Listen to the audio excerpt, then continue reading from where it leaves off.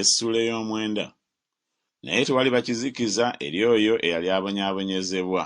Edda yanyoomye ensi ya Zebbulooni n'ensi ya Nafutaali, naye mu kiseera eky'oluvannyuma agifudde ya kitiibwa awali ekkubo ery'ennyanja, emitala wa Yoludaani, Ggaliraaya ey'amawanga. Abantu abaatambuliranga mu kizikiza balabye omusana mungi. Abo abaatuulanga mu nsi y'ekisiikirize ky'okufa, omusana gubaakidde bo. Oyazizza eggwanga, oyongedde ku ssanyu lyabwe. Basanyukira mu maaso go ng'essanyu bwe liri ery'omu makungula, abasajja nga bwe basanyuka nga bagereka omunyago. Kubanga ekikoligo ekyamuzitowerera n'omuggo ogw'oku kibegabega kye lwe lugga lw'omujoozi we, obimenye nga ku lunaku lwa Midiyaani. Kubanga ebyokulwanyisa byonna ebyoyo alina ebyokulwanyisa mu luyoogaano, n'ebyambalo ebikulukuunyizibbwa mu musaayi biriba byakwokebwa bwokebwa okuba enkwe ez'omuliro. Kubanga omwana atuzaaliddwa ffe, omwana ow'obulenzi aweereddwa ffe, n'okufuga kunaabanga ku kibegabega kye, n'erinnya lye liriyitibwa nti wa kitalo, ateesa ebigambo, Katonda ow'amaanyi, Kitaffe ataggwaawo, omukulu ow'emirembe.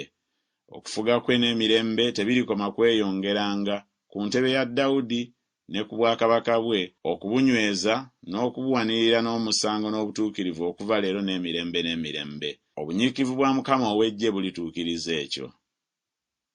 Mukama yaweereza Yakobo ekigambo ne kigwa ku Isirayiri, era abantu bonna balimanya, Efulayimu n'abatuula mu Samaliya, aboogera n'amalala n'obukakanyavu bw'omutima nti, amatoffaali gagudde, naye tulizimbya amayinja amateme. Enkoma zitemeddwawo, naye tulizifuula ensambya.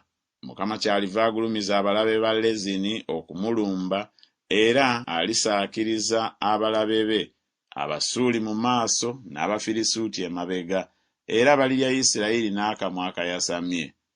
Ebyo byonna bimaze okubaawo, naye obusungu bwe tebunnakyusibwa okubavaako, naye omukono gwe gukyagoloddwa. Naye abantu tebaakyukiranga oyo eyabakuba, so tebaanoonyanga Mukama wa ggye. Mukama kyaliva asalako ku Isirayiri omutwe n'omukira, olukindo n'ekitoogo ku lunaku lumu.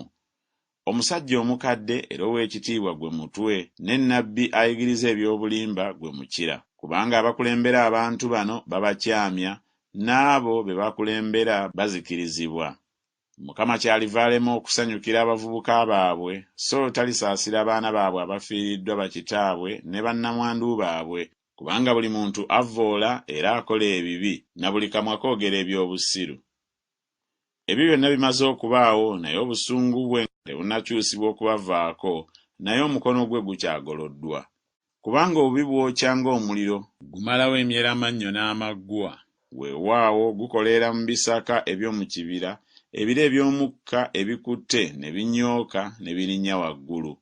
Olw'obusungu bwa Mukama ow'Eggye ensi eyiiridde ddala, era n'abantu balinga enkwe ez'omuliro, tewali asonyiwa muganda we. Era omu alisika ku mukono ogwa ddyo n'alumwa enjala, era alirya ku mukono ogwa kkono, so tebalikkuta. Balirya buli muntu ennyama ey'omukono gwe ye, Manase Efulayimu, ne Efulayimu Manase, era bombi wamu balikyawa Yuda.